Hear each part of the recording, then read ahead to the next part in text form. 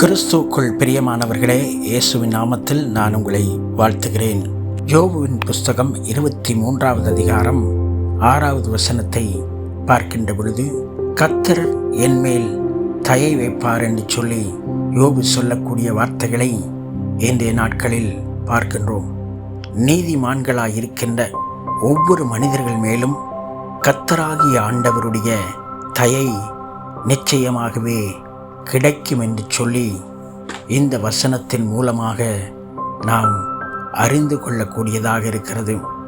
எந்த நீதிமானையும் ஆண்டவர் காப்பாற்றக்கூடியவராக இருக்கிறார்.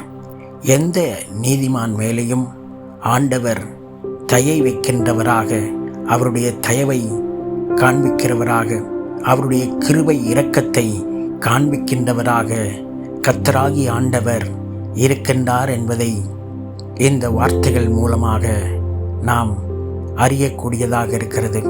இஸ்ரவேல் மக்களையும் ஆண்டவர் தயவு கூர்ந்து அவர்களுக்கு உதவி செய்தார். யாரெல்லாம் கர்த்தரை தேடுகிறார்களோ, யாரெல்லாம் கர்த்தரை பின்பற்றுகின்றார்களோ, யாரெல்லாம் கர்த்தருக்கு நன்றி செலுத்தி அவரை முன்வைத்து செயல்படுகின்றார்களோ, அவர்களுடைய வாழ்க்கையில் தேவனாகிய கர்த்தர் தயை செய்கின்றவராக இருக்கிறார்.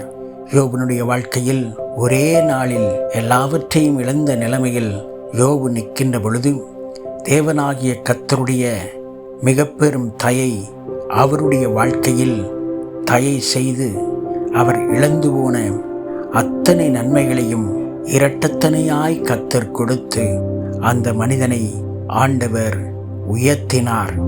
அதே ஆண்டவர் இன்றைய நாட்களிலும் அவருக்கு பிரியமான பிள்ளைகளாக, அவரை விசுவாசிக்கின்ற பிள்ளைகளாக வாழுகின்ற ஒவ்வொரு பிள்ளைகளுக்கும் ஆண்டவருடைய தயையை ஆண்டவர் காண்பித்து, அவருடைய தயைகளின்படி கர்த்தர் தயை வைத்து அவர்களை ஆதரித்து அவர்களை காப்பாற்றவும் அவர்களை உயர்த்தவும் ஆண்டவரே வல்லவராக இருக்கின்றார்.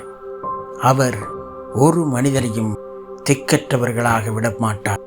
அவர் ஒரு மனிதனுக்கும் தயை செய்யாது இருக்க மாட்டார். யார் அவருடைய இரத்தத்தில் மீட்கப்பட்டு அப்பா பிதாவே என்று கூப்பிடுகின்ற அவர்களுடைய பிள்ளைகளை கர்த்தராகிய ஆண்டவர் ஒரு நாளும் கைவிட மாட்டார். கர்த்தர் தம்முடைய பிள்ளைகளுக்கு தயை செய்து அவர்களை ஆதரித்து